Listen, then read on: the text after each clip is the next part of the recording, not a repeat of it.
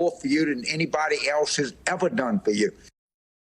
Yapping, a largely underused word, I think, in the American language. James Carville. Well, the president is hitting the road this week with a stop tomorrow in New Hampshire, then on to Oregon and Washington State to make that sales pitch and try to shore up his poll numbers. Republicans have their own concerns in spite of the traditional advantage of being the opposition party in a midterm year. Senate Minority Leader Mitch McConnell is warning his party about unacceptable candidates who could win primaries but lose those races in November.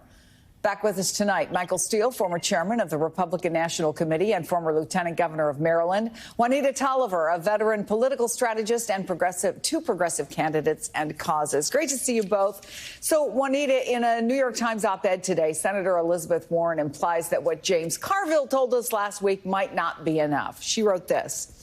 Quote, we need to finalize a budget reconciliation deal, making giant corporations pay their share to fund vital investments in combating climate change and lowering costs for families, which can advance with only 50 Senate votes. Is she right, or is James Carville?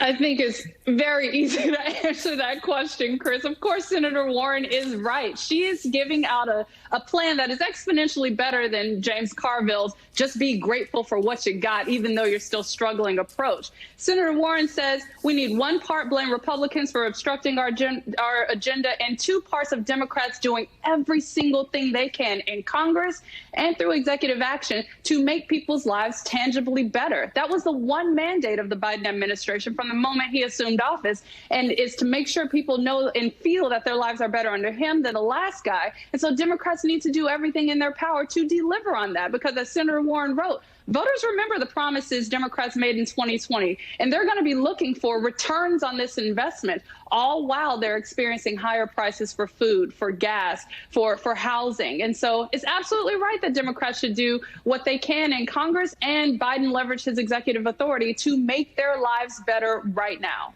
Do Democrats, do you think, Michael Steele, need to do that? Do they need to come up with something new? Is it a little too much of what have you done for me lately? Which is easier to run against Republicans with? Well, okay, so I don't even know where to begin here. First off, with all the respect I have for Juanita, because she's always on point, but on this one, your point's a little off. Y'all know we got like 6-7 months left in this election, right? So you're going to spend that time. If you can get it done before August recess. Right. You couldn't get an infrastructure bill done within a year. I mean, come on. You only have 7 months to do it. James Carville is absolutely right. Democrats have learned nothing from watching Republicans do politics. The basics of politics. You have a winning message around what you've already done. Your problem isn't, oh, we got to do something on climate. The problem is how you relate what you did on infrastructure, what you've done on COVID, what you've done on getting people back to work, to helping reduce those gas prices, to putting people back in the frame of mind that, yeah, there's a little pain right now, but the gain is so much better already. Juanita, there are Democrats who worry too many Democrats are overthinking this, and in that basket they would put Elizabeth Warren. I think it's yes and.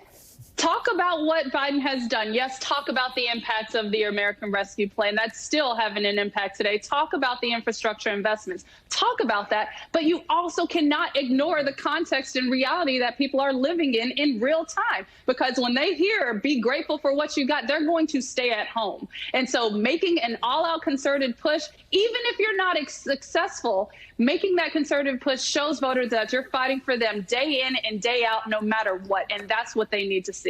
Michael, let's talk about the Republican side. They are all in on culture issues. What? Banning books from libraries. In Florida, they're pulling math textbooks for so-called critical race theory. I mean, is this the kind of thing McConnell is warning about in some of the candidates that Trump's endorsing? Yes, and McConnell, look, I've been saying this for 3 months, that McConnell is sitting there looking at what's coming down the pike going, we can't win with this, y'all. We can't do it. But the party doesn't care. And you know why? Because they have a weak opponent in the Democrats. The Democrats can't even take the dumb, easy stuff that Republicans are doing and use it against them. So in one sense, yeah, McConnell's nervous, but the rest of the party isn't. And because they're sitting there looking at the basics, when you can't push back against Marjorie Taylor Greene, DeSantis, and anyone else, where are you going to be worried? That's why you see the doubling down on so much of the culture stuff, because that's an easy narrative to put out because there's no counter narrative to it. What's the counter narrative to it?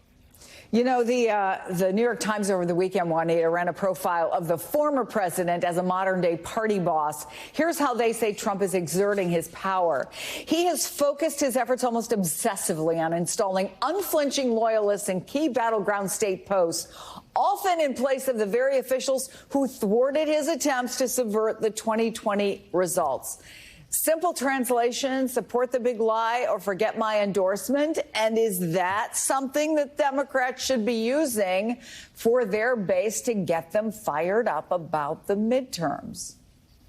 Absolutely, Chris. This is Trump's latest iteration on attacking democracy, attacking our elections, preventing every single person and voter's voice from being heard in elections. And so I think this is something that Democrats are paying attention to and responding to. And we're seeing that response in the investments of Secretary of State races, where we know Trump has endorsed candidates in states that he lost, like Arizona, Michigan, and Georgia. And he's trying to do that. And so in response, Democrats are not letting these races go unnoticed like they have in elections past.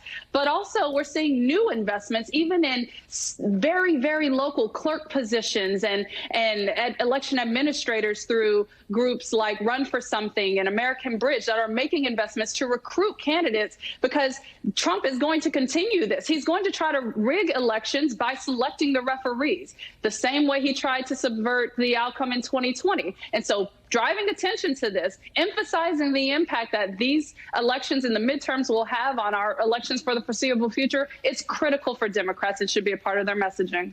Juanita Tolliver, Michael Steele, thank you both.